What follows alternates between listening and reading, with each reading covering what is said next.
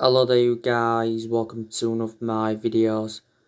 Going to be giving you my reaction to Ole Gunnar Solskjaer's press conference ahead of our game against Real Sociedad at Old Trafford in the Europa League round of 32 second leg.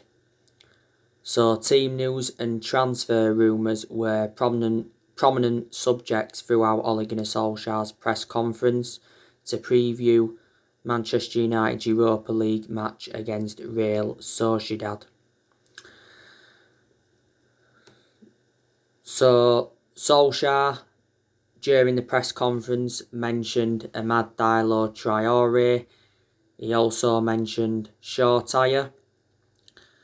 He's provided us with an update on Donny van de Beek, Edison Cavani and Scott McTominay.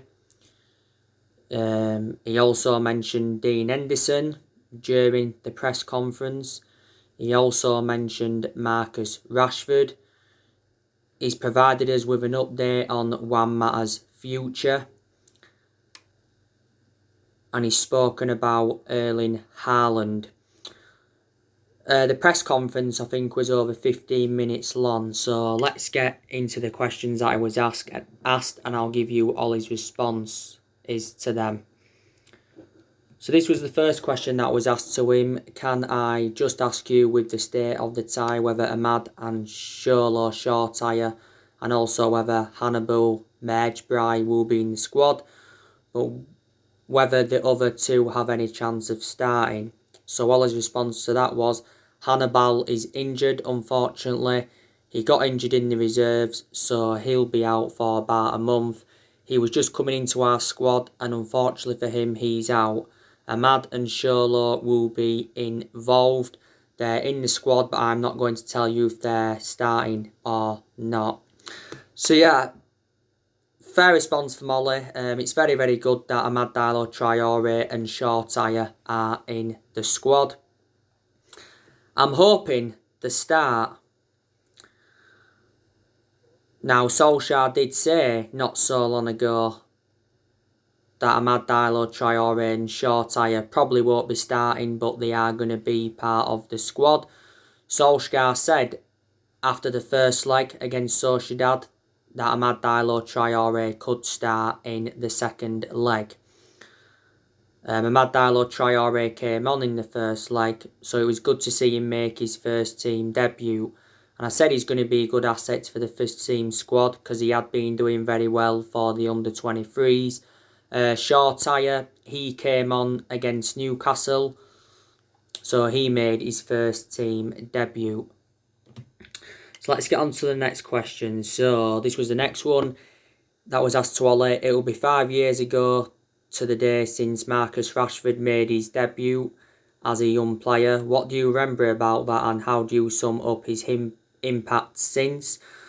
So Ollie's response to that was he's had an incredible impact both on and off the pitch. He's matured, grown into a real proper young man. He knows what it takes to be a Manchester United player on and off the pitch. He's taken responsibility on and off it. Yeah, I do remember a young little lad coming on 2 nice goals and celebrations with his teammates in the stand. Of course, I think he's living proof of what we want to do at the club. That when you sign for Man United, whether you're 10, 6 or 14, you've got a chance to make dreams come true. Long may it come, because he has 10 to 15 years left in him.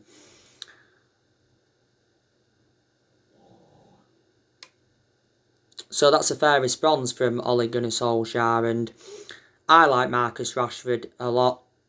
I think he's done very, very well at Manchester United. Yeah, he has enjoyed his bad periods, and I think at some point Marcus Rashford does need a rest because we have played him a lot. You know, Rashford can play out wide on the left or right, or he can play centrally.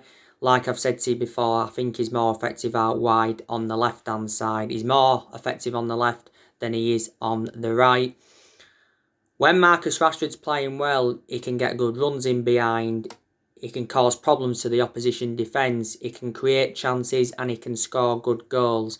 But there has been some games this season where he hasn't been been at his best, and he's got in front of goal, and his decision making's been poor, and then his passing's been poor, and his finishing's been poor. But like I say, he's still got a lot of development in him, and he's a foreseeable future for Man United.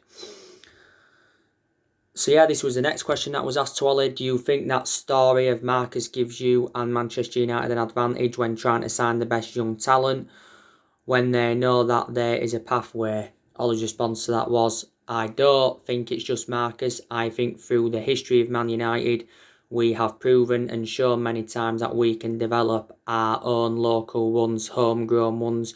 But you sign players like Wayne Rooney and Cristiano Ronaldo and make them the best players in the world. Sir Alex Ferguson was the best at it. Sir Matt Busby, unbelievable. Of course, we want to follow in their footsteps. Good response again from Ollie. Yeah, this next question is about Cavani, McTominay and Van der Beek. So this is what was asked to him. Obviously, there were some big name players missing recently. Are you going to be able to welcome back Cavani, McTominay and Donny Van der Beek back for this one? Ollie's response to that was, no, they're still injured, still not trained enough or joined in. So it will be more or less the same squad that played at Newcastle. It is a shame that the trio are out, because Edison Cavani, he's enjoyed a fantastic start to his Manchester United career. Edison Cavani's movement in and out of the box is good. He creates very, very good chances. His hold-up play is good and he scores good goals. Cavani's missed our last 2 games with this muscle injury. Solskjaer said regarding Cavani not so long ago that Cavani's set for contract extension talks, because Cavani has revealed that he wants to stay at Man United beyond this season. So I do presume we'll trigger that 1-year extension on his current contract. I think Cavani's into the final 4 months of his current contract. We got Cavani on a free transfer last summer. He signed a 1-year contract with Man United with an option of a 2nd year.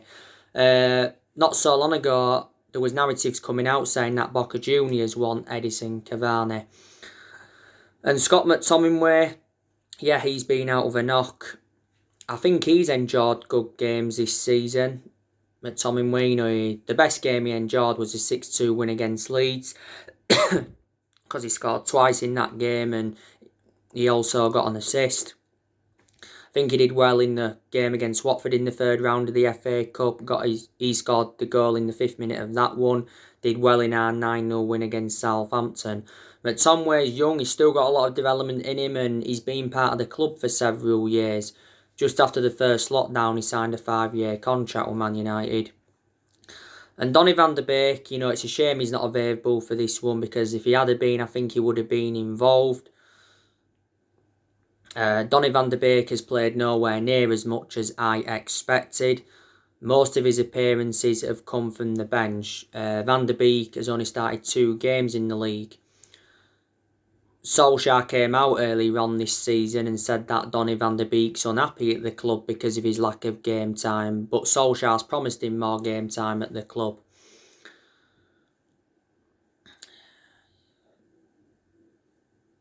We got Donny van der Beek in a deal worth £40 million. We paid £35 million up front and there was £5 million in add-ons. Van der Beek's got a contract with the club until 2025, and you can put him in 3 different roles. You can put him as a box-to-box midfielder, you can put him as a number 10, you can put him out wide. At Ajax, he was predominantly a box-to-box midfielder. It said from ESPN during the January transfer window that we rejected several loan offers for Donny van der Beek because we was reluctant to let him go. But anyway, this was the next question. This is about Dean Henderson. Can I ask about Dean Henderson? There has been a lot of talk about him, given how well he did at Sheffield United last season. For you, how much of a headache is it to juggle him and David De Gea? Give them playing time, keep them happy and keep Dean developing. Ollie's response to that was, I've said it many a time, it's any player's job to keep the manager happy. I would think to get into the team, to be honest, it's not a bad headache to have two fantastic goalkeepers. Dean has matured throughout the season. I thought maybe the Real Sociedad game was his most assured one, which gives me a lot of confidence in him. Again, fair response from Ollie. And I think Dean Henderson is reliable enough now to become our number one because he has got that experience behind him. Yeah, he did enjoy 2 successful loans with Sheffield United, and Henderson has done well in the games he's played in this season. Henderson has got a lot of development in him. Before the start of this season, Dean Henderson signed a new 6-year contract with Man United, so committed his future with the club. Now, recent narratives have said that Dean Henderson has threatened to quit Man United if he's not assured the number one role. Now, we've revealed our asking price for Dean Henderson. It's £40 million. Solskjaer admitted earlier on this season that it's becoming more and more difficult to leave Dean Henderson out of the side. Now, Sky Sports, which is a reliable source, have said that Tottenham and Borussia Dortmund are leading the race. Chelsea and West Ham have also been in for him. But if Dean Henderson was to go to Dortmund, like I mentioned this morning, we could get Jadon Sancho as part of a swap deal. Because Sports Build have said we're still very interested in signing Sancho in the summer, but it recently said from The Athletic that we've paused our transfer pursuit of Sancho due to the progress and the new contract of Mason Greenwood. But yeah, Solskjaer said recently that he's prepared to sell either De Gea or Dean Henderson in the summer, and I think we could sell David De Gea, in the summer. It says we've been looking at Donnarumma from AC Milan as a possible replacement for him. If we sell De Gea in the summer, I think we can get from between £50 to £60 million. He's going to remain our number one for at least this season, but Solskjaer's already warned De Gea that his number one jersey is under threat, and Paul Scholes recently said that De Gea is becoming a real problem for Man United. In the last couple of years, he has made calamitous mistakes. Reflecting on that, he's become a liability, but a few years ago he was regarded as the best goalkeeper in the world. This is his 10th season at Man United, so he has been a long servant. So there we go anyway. This was another question that was asked to Ollie. One of the hottest players on the planet right now is your former one, Erling Haaland, who seems to be wanted by all the big clubs in Europe. What do you think about his performances lately, and is that a man you would like to see at Old Trafford? So Ollie's response to that was, I think when you have had kids and players, though, as coach, you follow them. Of course, I still keep in touch with Haaland, and it's great to see him become the player he has become, and I know he'll work to keep improving all the time. Erling's our Dortmund player. We wish him well there, and let's see what life will bring later on. Again, fair response from Ollie. So yeah. So Ollie is still in touch with Erling Haaland. Ole Gunnar Solskjaer would love to sign Erling Haaland. It would be good to see Ole Gunnar Solskjaer reunite with the player. Solskjaer knows the player well because Solskjaer was the one that gave Erling Haaland his debut at just the age of 16 at Molde. And back in December 2019, Ole and Woodward went up to Norway to meet up with Haaland to negotiate a possible move to Man United. Now, like I updated you yesterday, Man United face a potential transfer battle for Haaland. Mino Raiola, Erling Haaland's agent, says there's only 4 Premier League clubs that can afford Haaland. Dortmund apparently will sell Erling Haaland this summer for £78 million. He has a £68 million release clause, but that doesn't become active until next year. Since Haaland's arrival at Dortmund, he's been a revelation. He's been at Dortmund over the year. Dortmund paid just £17 million for him, and he's got a contract with Dortmund until 2024. Chelsea and City are interested in him. This was another question that was asked to Ollie. You didn't have your normal coaching team with you on Sunday because of the whole COVID issue. Will they be back tomorrow, and how confident are you that the outbreak has been contained and won't impact any of the players? Ollie's response to that was, we've had loads of tests since then and all the players have been negative. The precautions we did, I think we just acted in the right time and the right manner, but they won't be with us for this game, no. This was another question that was asked to Ollie. Can I ask you about one matter?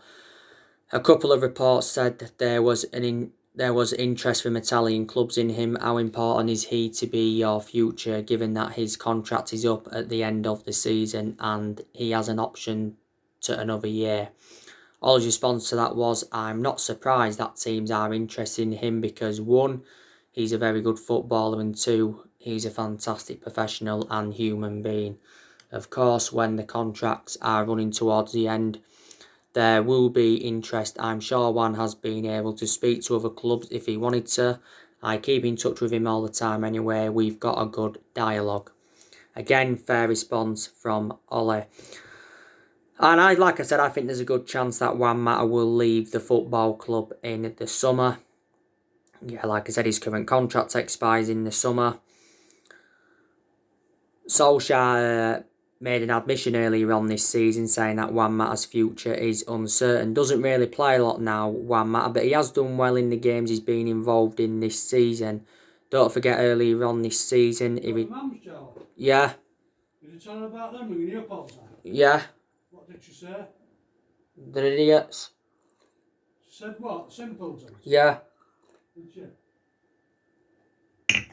Yeah.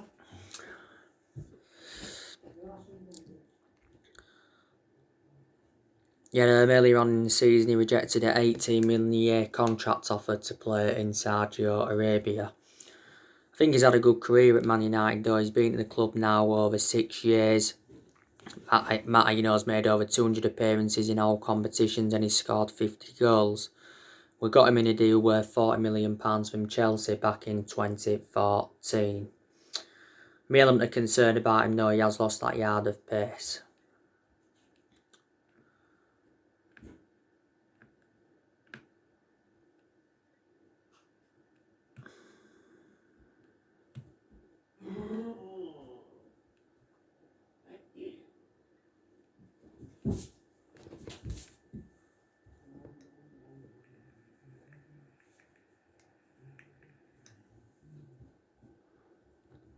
This was another question that was asked to Ollie.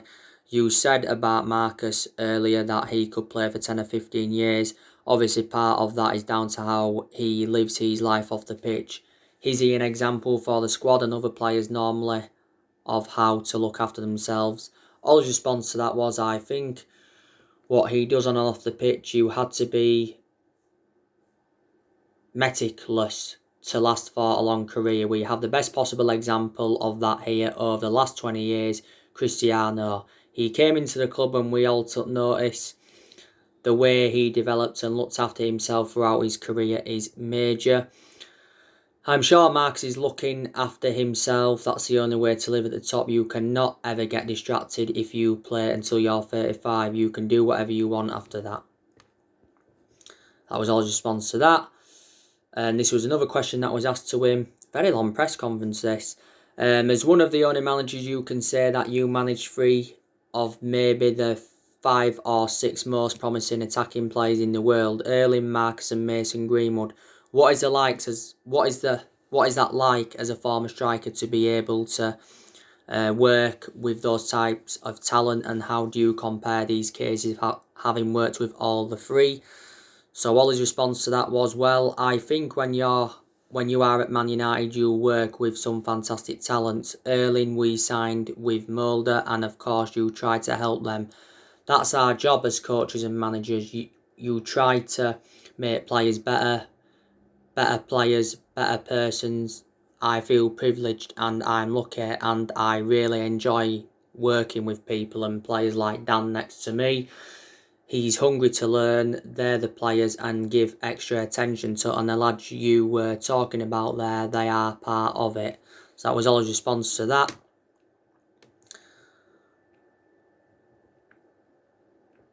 We're near end now of this press conference.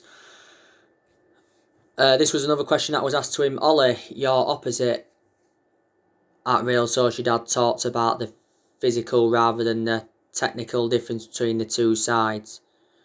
Spanish teams have been hugely successful, but 4 teams were beaten last week in European competitions. Do you sense a shift to a different type of successful football, or is it more about economics? So all his response to that was, for me, the fitter you are, the more you can do. The best teams have the physicality, technicality and the mentality. Marcus is exceptional. Dan is exceptional with his pace. We found a way of finding space in behind, but they are very technically good. When you have David Silva out there, you have to focus for 90 minutes. That was all his response to that. This was another question that was asked to him. Adnan Januzaj said before the first tie that at Man United he maybe felt he'd been a victim of the club chopping and changing manager. Do you think young players, kids coming through the academy and players like Dan have got a better chance to establish themselves now they have a bit more stability under you? All his response to that was, of course, it's down to each manager and how they think. I believe in the youth. I believe that if players get the chance, they can really develop, improve and impress and surprise you. That's part of this club and that's part of me. I've always loved working with young players, hungry players with a good attitude. If you have a good attitude, you have a chance with me. If you don't, there's less of a chance. So that was all his response to that. Yeah, because Adnan Januzaj did come out, didn't he, prior to the first leg, and he said he's got nothing to prove when he comes up against Man United. Yeah, Adnan Januzaj never really got his chances when he was with us, but it was a bad reunion for him in the first leg. And this was the last question now. Just a quick question on Erling Haaland. 12 months ago, you came close to signing him. You got Bruno in that window. I know you missed out on Erling, but does it show from a recruitment point of view just how the right players you are now targeting also having missed out on him? Do you think that ship has sailed, or do you think it's something you could look at again in the future? So all his response to that was, one, I can't speak about Eric because he's with Borussia Dortmund, and I think it's disrespectful to talk too much about it other than I know him and I speak to him who wasn't interested in him a year ago. You'd always take the best players in the world and Haaland is a top player. For me on the recruitment, there's a boy sat next to me that proves that. Bruno as well. I think the signings we've made since I've come to the club have all proved and complemented the squad. That's part of what we do. We have to complement what we have in our group with a different type of player. I'm happy with our recruitment model and the processes that we go through. So that's it. Hold on.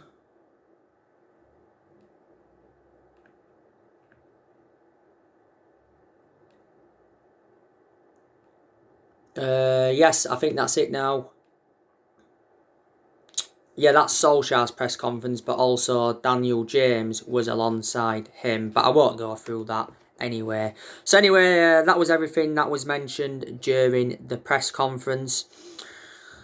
We are into last 16 of the Europa League. Obviously, we did beat Real Sociedad 4-0 in the first leg in Turin. It was goals from Bruno Fernandes. He scored 2.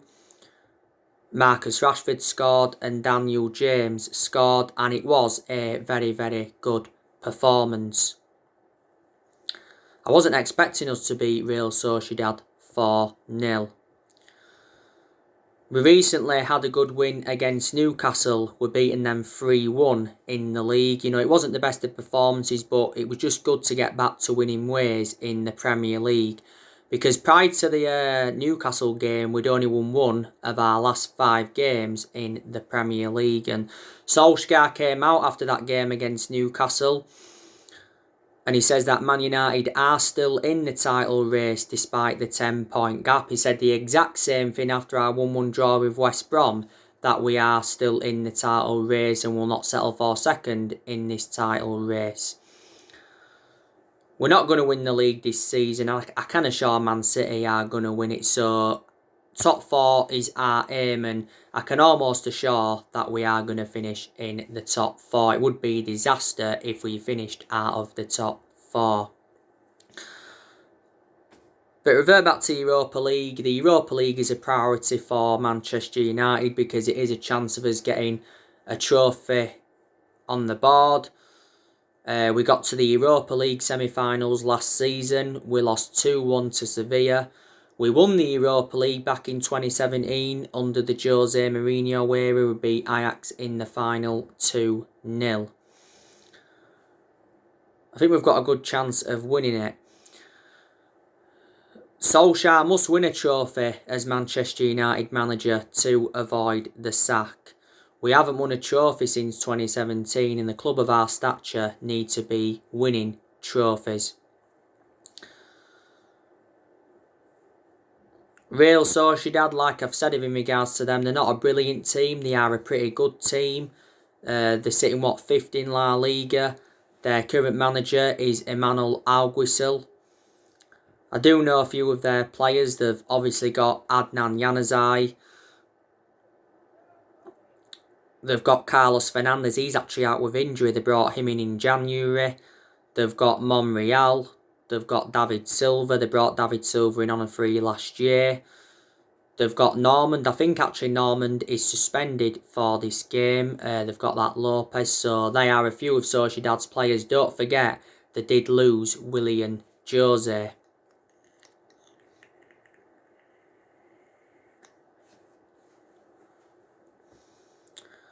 After Real Sociedad, we have got Chelsea away. It's at Stamford Bridge. That's going to be a tough game. You know, we did beat Chelsea 3 times out of the 4 times we played them last season. You know, we're beating them 2-0 at Stamford Bridge. That was our first win at Stamford Bridge in the Premier League since 2012. We're beating them 2-1 in the EFL Cup last season at Stamford Bridge, and we're beating them 4-0 at Old Trafford on the opening day of last season. Chelsea did beat us 3-1 in the FA Cup semi-final. And we're due with Chelsea this season 0-0 at Old Trafford. But yeah, they've done very, very well under Tuchel. They're unbeaten at the moment under Thomas Tuchel. Chelsea appointed Thomas Tuchel in earlier on this season to replace Frank Lampard because Chelsea sacked Frank Lampard after just 18 months in charge. After Chelsea, we do play Crystal Palace and then we play Manchester City. So games are coming up thick and fast for Man United. Paul Pogba. He's out for the rest of February. Solskjaer confirmed that prior to the first game against Real Sociedad. I'm expecting Paul Pogba back in early March. He's got a thigh injury. And Paul Pogba's performances in recent months have been very, very good. He's been enjoying the best period in his Man United career. He was out with an ankle injury earlier on this season. He was out for the vast majority of last season with an ankle injury. There's still a chance that Pogba will leave Man United in the summer because he has had a long-running transfer saga. You know, he's been linked with a move to Real Madrid. He's been linked with Juventus, his former club, and PSG. He recently said we revealed our asking price for Paul Pogba. It's £100 million.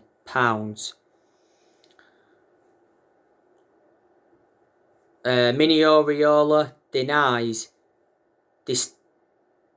destabilising Man United.